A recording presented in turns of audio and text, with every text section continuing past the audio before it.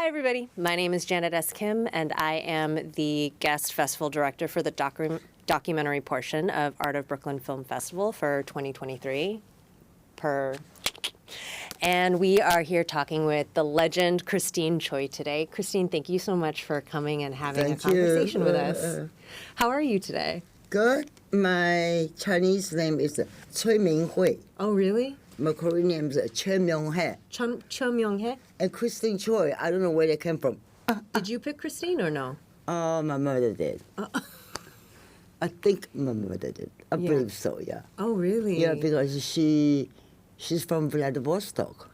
Oh. There was a portion of a Korean migration from North Korea went to Vladivostok. And somehow they survived that part of the world. I mean, it's total mystery for me.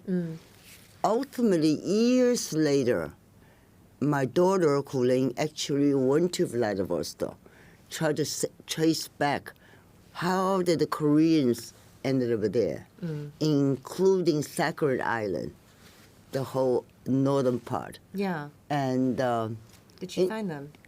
Yeah, it's very interesting because they were semi-nomads. They were fishing industry. Okay. Yeah. You know who else is from Vladivostok? Who? Yul Brynner. No, he's not. Yes. And he always pretended he's a Mongolian. No, he was absolutely not Mongolian. Yeah. Wait, how did you find out that he's from Vladivostok? So, subsequently, that area in northern part of there's Inner Mongolia, Outer Mongolia. Inner Mongolia is where the Qing dynasty last lost its territory. Okay. Puyi went to Inner Mongolia. The Outer Mongolia was a part of Siberia. And those days, people had no idea. And interesting thing is when I grew up, my family, my mother's side family, always loved caviar, smoked fish. Yeah. Yeah. And I had no idea, there was even part of, diaspora, of a Korean diaspora, yeah. We go broad. We're not as, yeah. we go far and broad. So for me, if you ask me how to identify myself, it's much more complicated. I mean, much more complicated. Now with the genetic research, and according to my sister, that we are more Japanese than Korean, which I don't know where they come from. But maybe another 20, 35 years later, and a human being able to trace back its own ancestor, which is good, good to know, maybe it's too late. But the whole culture phenomena, how it was migrated from Middle East, from northern part of China.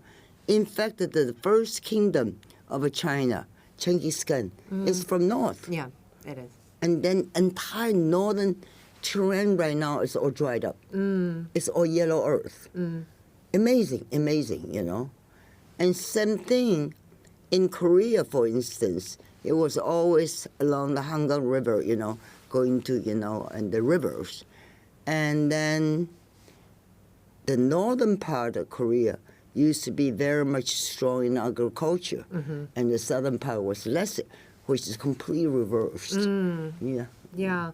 It sounds like you've done a lot of research into all of the places where your lineage comes from.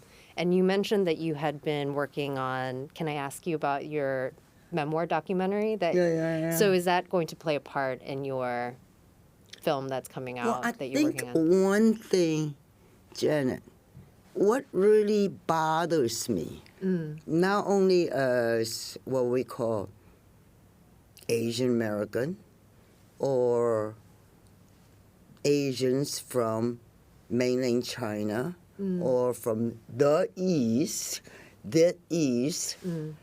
it's a very complex phenomena. And we ourselves never had time to articulate that. okay? Because we're too busy to survive, just feeding yourself, you know? Look Yeah. at what's We're a happening. war-torn country. I know. It was poor. Yeah. It was agriculture, and there was sort of like kingdom isolation until I think the first time it became being exploited by the West was First World War, which never really gave us too much conclusion until the Second World War. Second World War, I think it was biggest shocking to a lot of Asians, and especially in Korean Peninsula. You know, first time a country just cut in half, okay? And we had no clue why. Yeah. No clue why. Even today, I have some idea what happened to Korean War from 1950 to 53. I have some idea what Japan invaded Korea 1910 to 1945. I have some idea about how communists took over People's Republic of China instead of Chiang Kai-shek. I have some idea of Cultural Revolution. I have some idea about atomic bomb, but none of it, any of this history that ever gave me a concrete answer. Of what Asian American is. That's right. Yeah. How do you So define the it? funny thing is, you know, last couple of years, all of a sudden I hear this ding dong word, Asian American? inclusion. No, Oh, inclusion. inclusion. Dude, we've been always been excluded, you know. Yeah. So this term inclusion, it was interesting, Yeah. peculiar, but I do not at this point how to really interpret that. Inclusion does not mean melting pot. We all melt together, okay? What does inclusion mean? Inclusion also means that we have to begin to go back to our history to recognize, to reconcile some pretty ugly shit happened in our past. But a lot of inclusion theory does not including the Asian ugly American. part. Yeah. Yeah. So, I mean, I'm fascinating right now. I love the term inclusion. Was I ever included? Do I want to include it? I feel like you have to force a lot of times you being a part of the conversation, and I feel like that's what a lot of your work did, was like force people to face that we are here. Well, it's all of necessary. You know, I came to this country just like most of the Asians who want to be married to a doctor. If you don't marry the doctor, then you be a doctor's girlfriend. Yeah. Or an engineer or a nurse. Engineer, right. And I want to be a scientist, so I study architecture, very docile, very good student. But something inside me is telling me whatever I've seen in the United States or Asia's continent, Africa, it's nothing what I would put the puzzles together. Nothing really give me a conclusive direction. And during the search of my own identity, and I found the whole term, the Asian America itself is pretty convoluted. We did not start Asian American. Okay, Latino, at least they same religion, okay? Catholicism. They speak Latin language. There is a uniformity with the exception of Brazil. Yeah. Speak Portuguese, Yep. okay? Asia, we have 1,000 different languages. Yeah. Even regional, okay? Even town versus next town. So there is really no unification in terms the whole notion of Asia as one. Was never, okay? And also Asia has so many different religious inclinations, including Judaism, okay? Hindu, Buddhism, you name it, okay? So the belief in terms of spiritual belief, also that, you know, very different than the Western civilization. Because we didn't have this what we call symbolism of Jesus Christ. There were Buddha, okay? There were, all kinds of different symbols, or invisibles, Again, what bothers me is because the lack of an Asian American. I think during 1965 was the first time the United States immigration law have changed from 4,000 or 2,000 per country per quota to 20,000. And the green card, but based on the relative and lottery. Yes. But the hidden elements is the needed laborers. Yeah. Needed labor, America needing nurses, need sewing people that work in the factory. Yeah. People need cleaning people.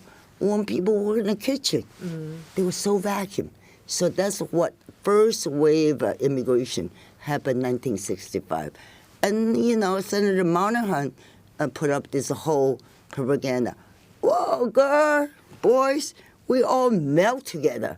So the melting pot theory began to the norm of what is immigration policy, okay?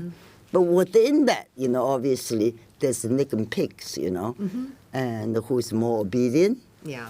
You don't raise issues, you don't protest, you've been goody two-shoes, you're okay, you're being accepted, So there was almost a very clear division of a different class within Asians begin to divide. Those who were able to send the children to state university, and those who were going to Ivy League, and those who ended up working in a restaurant, So the class situation began to divide. On top of that, I think Asia itself is start to re-emerge as a whole continent, okay? Then all of blue, you have Singapore. Where this country came from? Hello. Oh, it's nation state because the British didn't know what to do. So you go, you take over, do something about it. So Singapore became the capital of Asia hub. You saw that? I did. The movie, the rich Chinese. Crazy Rich Asians? Huh? Crazy Rich Asians? That's such a stupid movie, okay? Oh, what a stupid movie. I was going to ask you what you thought of the new movies that have coming No, the main actress who's supposed to be professor at NYU. Yeah. I mean, anyone in the right mind, you go into the private airplane, you have your own private bedroom. That means money. Yeah. And she's clueless, okay? But anyway, so you see these migrations next year. And I came here in the late 60s, clueless, There were a lot of propagandas. Where did you see yourself fit into all of the layers that you're talking about? Those years, clueless. Just... No, I love America, There's the gold everywhere, and, girls look so beautiful, and everything is sort of ready-made. And mind you, Korea, after MacArthur landed in Incheon, Korea divided, and you have 200 to 300,000 American GIs. Yeah. They're 18 years old. Yeah. They had no clue what they were doing. Yeah. So you had to entertain these GIs. And what's the best way to entertain them? Movies. So when I was in Korea, I watched Gone with the Wind, Mary Poppins, Is that what made you pick up a camera, was the movies? No, I admired the actress. Oh, they look so beautiful, flawless. My favorite one was A Summer Place, Sandra Dee and Troy Donahue. Yes. Years later, I didn't even know that Troy Donahue is gay, But, looking at Elizabeth Taylor, the Hot Tin Roof, you look at everybody was flawless, so beautiful. And Korea was so poor, so poor. What do you think of the new movies that are coming, like K-dramas and all of the movies that are coming out now with Crazy Rich Asians, with Everything Everywhere All at Once, all of the new Asian American. Have you seen all of the new films? What do you think of all of the new wave coming What out? I think of New Asian American, good, lot of expressions. In fact, I more prefer authentic Korean drama Oh, really? than the new one. Yeah. Which ones have you been watching? Parasite, of course. Oh, of yeah. course. Yeah, and because there is some kind of nuances among Korean that's called Han. Yeah. Fuck you. Yeah. It's basically Perseverance through fire. Yeah. And if you analyze the Korean cinema, if you're going back, I mean, there's more films ever done about Chunhyang-jeon, okay? And crying. But subtlety about the Korean drama has fourth act Yeah. in terms of third act. Yeah. And that is so subtle, and no spectators actually able to pick it up. But somehow the little twist, At the very end, right? Yeah. and as well as applied to Korean literature. Oh, really? Yeah, Hangul, the vegetarian, you know, afterwards she starved herself, you know. And this young woman who just wrote the Japanese breakfast. Oh, Crying. Crying at H Mart. Yeah, I haven't read it. They're making it into a movie. Yeah, her, yeah. It's beautiful. It's a beautiful book. Yeah. And I think it's really wonderful because all this Han, all this sorrow, all this unanswerable questions being accumulated through our lives, centuries. Yeah. Korea is very different than China. It's only 3 kingdoms. Very simple, okay? Only 3 kingdoms. China had hundreds, okay? Warlords and all that, you know. And China is also composed with, I would say, 54 different nationalities. Yeah. So they always try to kill the minorities, you know. And Korea was only 3, you know. Very, very, in some way, it's like a hermit country. Very isolated. Leave me alone. Yeah. But no one want to leave them alone. Still don't That want to leave is us the alone. problem. That is the problem, huh? They still don't want to leave us alone. Yeah. Japan didn't want to leave it alone. Then Manchuria, then China. Now they still. Then now they ended up. They don't know how to leave alone among each other. Well, the Christians, right? So there's, it's the second absolutely. highest amount of GIs. Oh, yeah, Ave Maria stuff. Yeah. So how do you see? I made a film about Moonies. You did? When did you make the film about Moonies? Can you tell us a little bit about what Moonies are for everyone who doesn't There know? was Moonies cult. Yep. That was established right after Japan was defeated.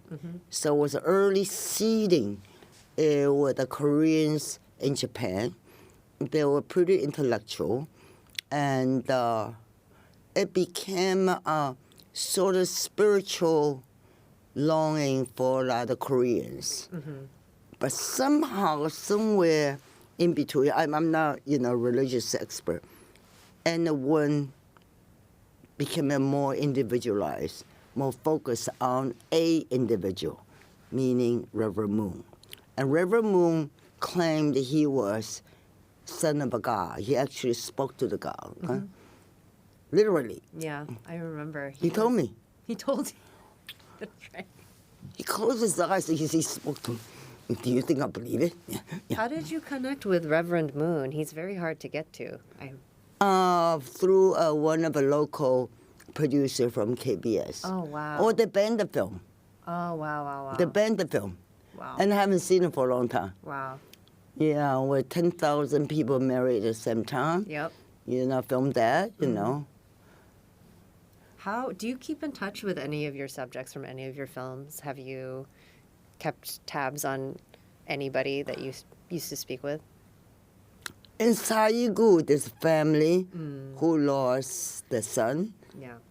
About 25 years later, I revisited the family. Okay. but the parents don't want to mention the boy's name. No. And the daughter got married. Lily Chin, after they lost the case on Vincent Chin, she was so heartbroken, went back to China. Then she came back to Detroit for her cancer, and she passed away.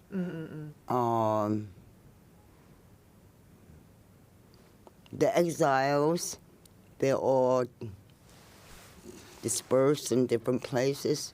I kept some in touch. For me, it's not me. Yeah. I'm collecting this story. It's not for me, it's for next generation. So there's some kind of a record that Yeah. exists. Don't ask me why I start making movies. It's the worst business, you know? Yeah. And then every time my mother says, you want to be actress? You're not pretty enough. That's what my mom told me too. No. And also in Asia, actress is not a very good name. It's always kissing, you know, prostitutes. Yeah. It was never looked as a respectable profession, you know. How does it feel, though, knowing that, like, because I think I told you, I saw Who Killed Vincent Chin and Taigu, I think in 2002, and it impacted me very greatly. I think you're the reason why I started documentary filmmaking when I did. So it's your fault. But how does it feel? Have you seen the impact of your work on the next generation? Ironically, it did. Yeah. Ironically, you know, I never thought about getting in film because I want to change the world. Because I've got something to say. Yeah. I've got a lot of shit to talk about. Good. You know, grew up in People's Republic of China, being a Korean, you know. We were called the, you know, economy. It always like, you know, we were the foreigners. We were foreigners. Yeah. Foreigners, always a foreigner. Yeah. Never being accepted as native. Yeah. Then from South Korea, mind you, born in 1950s in socialist country. That's already after 1949, communists took over. And during the period, the early 8 or 9 years, I was a little commie. You know, I wear the red tie, as 起来不是奴的人们把我们心绪. I know all the commie songs. And I was sort of cute. I always like to go on stage to do little performance. Then out of blue, we get yanked out from China because something's happening in the air. Like what? No clue. It was eve of a cultural revolution. That means anyone who's the intellectual, anyone who had any foreign relationship, you better be out. Otherwise, good. Is that when you left? Your family left? Well, my father was Korean, I don't know, he left. Somehow we left. We left Shanghai to Hong Kong as refugees. So we got to Hong Kong. The place, like, I said, am I seeing a real world or am I seeing ghosts? Women have a lipsticks like you, earrings, you know, big boobs. Never see any of them because in China everything's green, gray, black, and white. No clothes, okay? Hong Kong, all these mixed race people speak English. And my mother's girlfriend picked us up in the dark. She had this huge earring. And I just keep thinking, does it hurt? I thought it was a monkey, okay? And the whole culture, Hong Kong, I had no idea. It's colonialism. You know, of course you have no idea being colonialism. From Hong Kong, we stayed there for a couple of months. Then we went to South Korea. There's another culture shock for you. Went to South Korea. That was when I first met my father. And I had no clue who he is. What do I have to recognize him? Yeah. And we moved the entire family to my South Korean family. Huge family. Huge. The brothers, sisters, and all that. Oh, they all live in the same compound, you know. But I didn't speak Korean. How did you learn Korean? Oh, the fighting with the streets. So where was I supposed to go to school? My parents are using the brain. Finally, they said, okay, either I go to international school or go to Chinese, overseas Chinese school, which is run by KMT, opposite than the communist China. So we went to the school, Koji School, yeah. It's in the Myeongdong, okay? People were playing bullets, you know. I mean, it's like prostitutes were everywhere. You go out the street, and the kids with the mud in their hair, they put on you if you don't give them the money. It's mad. Nightmare. Yeah. Yeah. How? So I went to that school.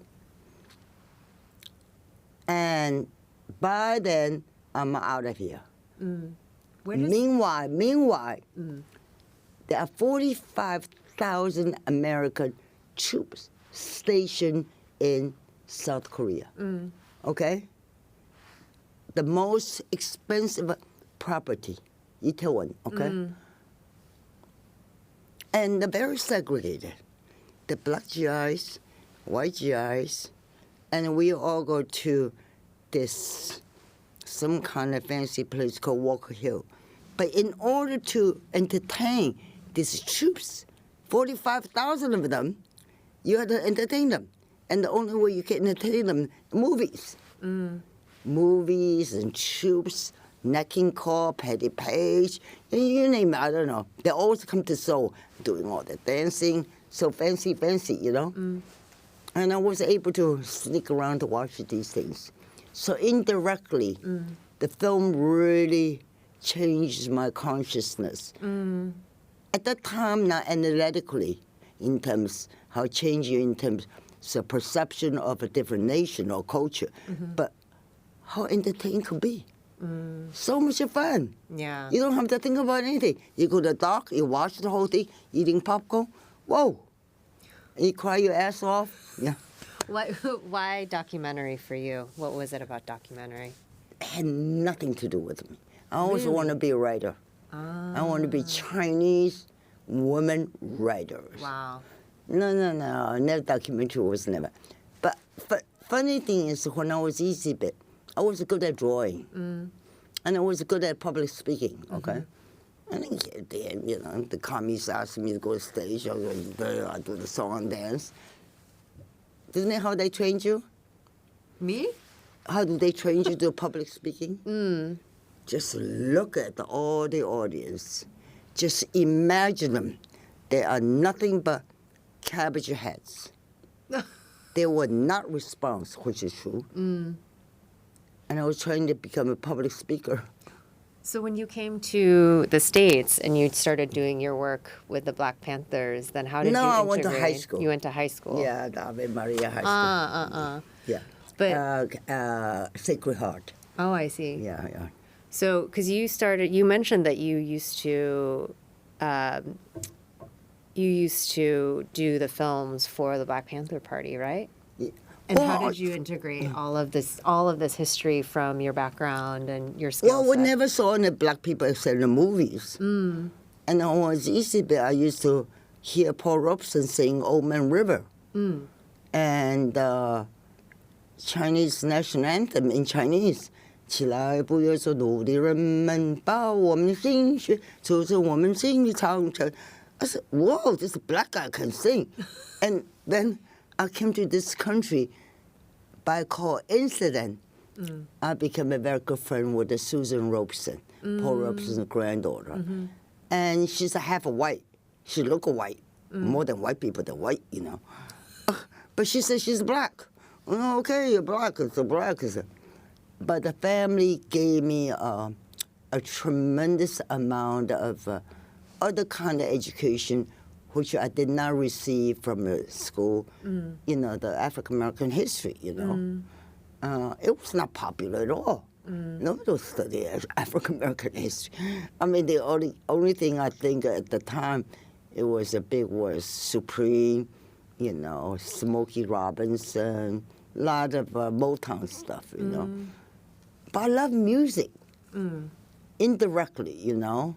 Never really trained as a musician. somehow music that related to me, especially when the African Americans told me the music was the only source they're able to express the emotional outbursts, emotional sorrow. And that's how they united. Because, in fact, years later, I went to Africa to make a couple films.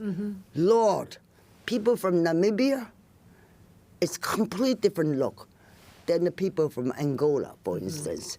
People from Angola, very similar than Cubans in Angola. And Namibia, people look much more similar than people in Mississippi Delta. So they were packed in this slave ship and, shipped here. Yeah. I mean, the sorrow they have this to say is incredible, you know? And I think indirectly that affected me past the dialectical materialism, Marxism, very little, tiny, itsy bit. Sure. You sort of put them together, try to puzzle this whole, what we call advanced capitalism. So you see, okay, I didn't have a choice. Yeah. I was born in People's Republic of China, which is communist. Then moved to Hong Kong, which is colonialism.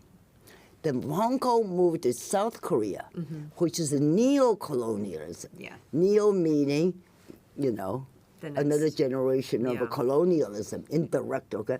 Then I moved to Japan, which is fucking place is a monarchy. King and queen, Then I moved to America, most advanced capitalism in the world. Neo-capitalism. That's all within 16 years. You had I no mean, choice. I'm not confused. If I was confused, come on.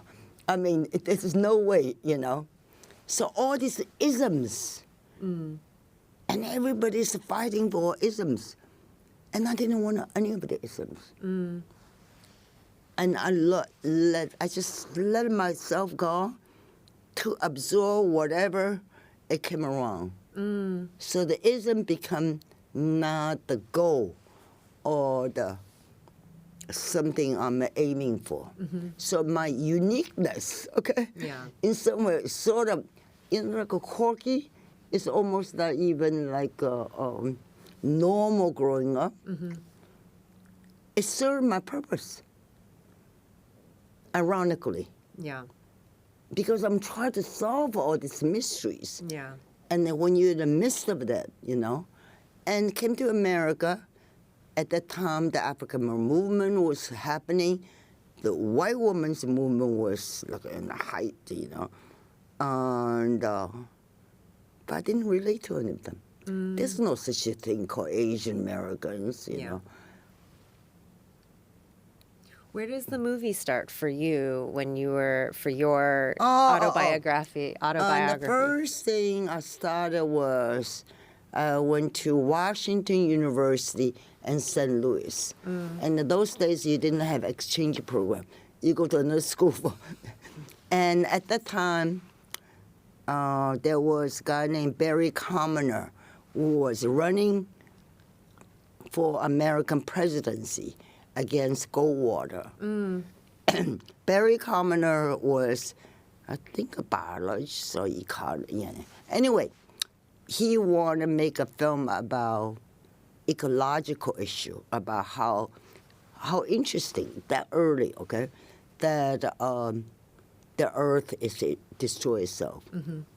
One good lucky thing, I was born with it. I know how to draw. Oh, really? So is that going to be part of? That is weird. I can draw anything. I can mimic this. I can draw anything.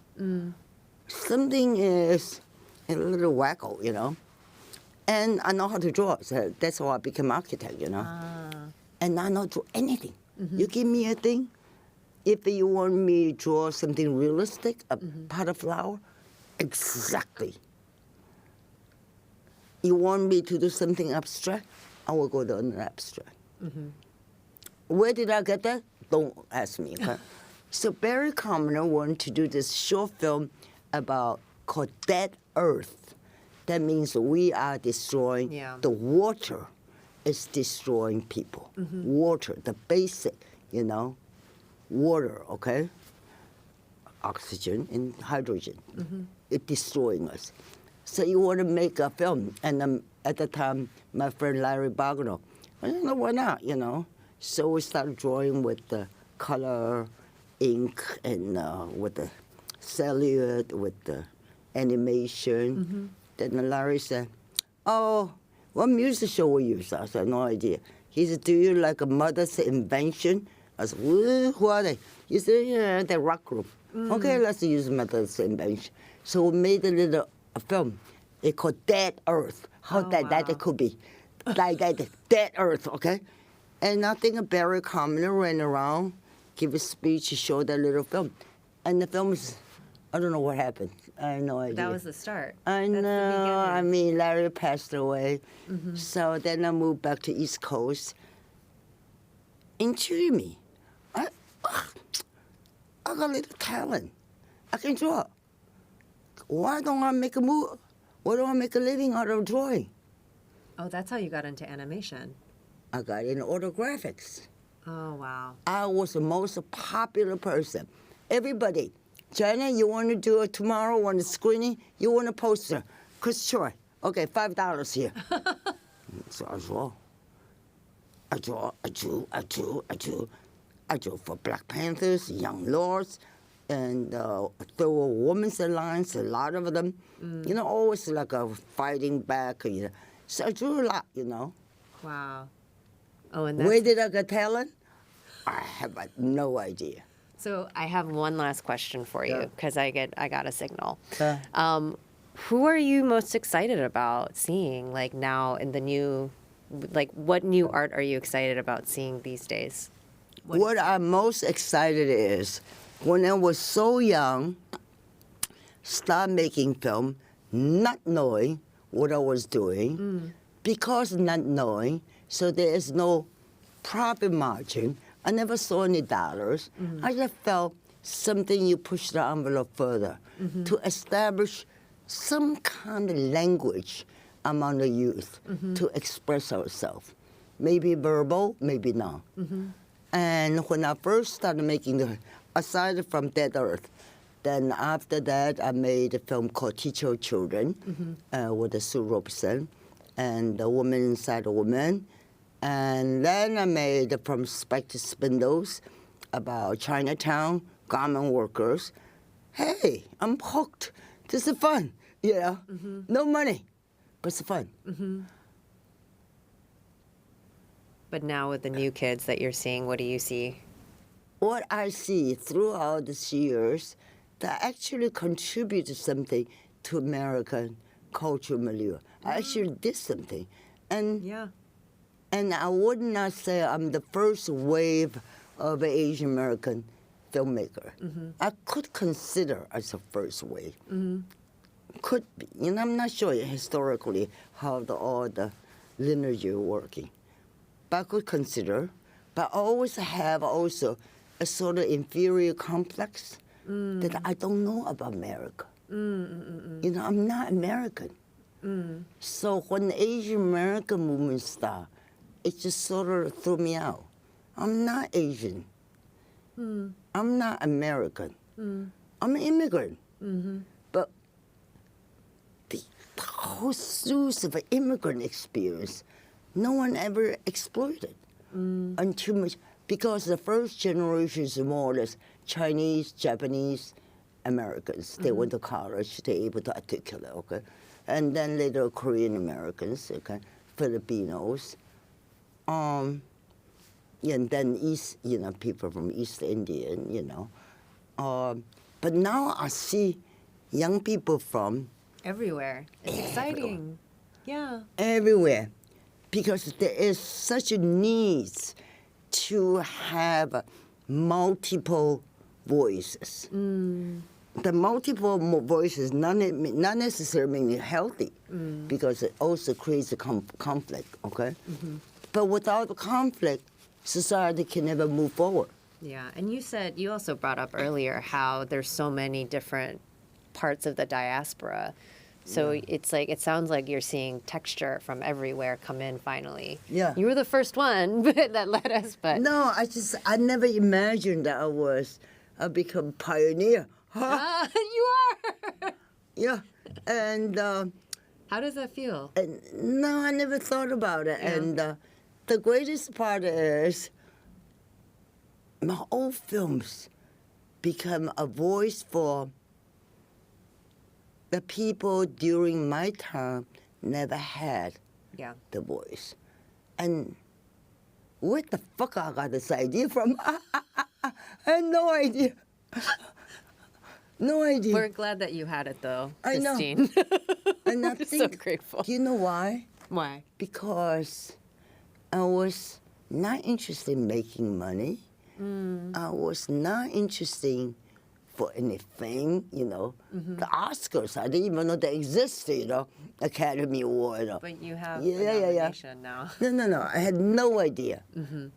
It's just sort of a very pure, very direct, honest expression from a young woman with a little bit confused background, try to navigate to make a sense of herself.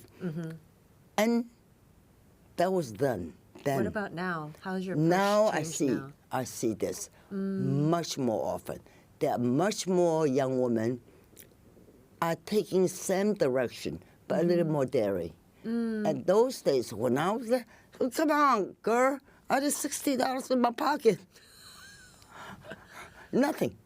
But it was a liberation, unspoken one. And I said, you know, African American struggle gave me a huge different kind of perspective.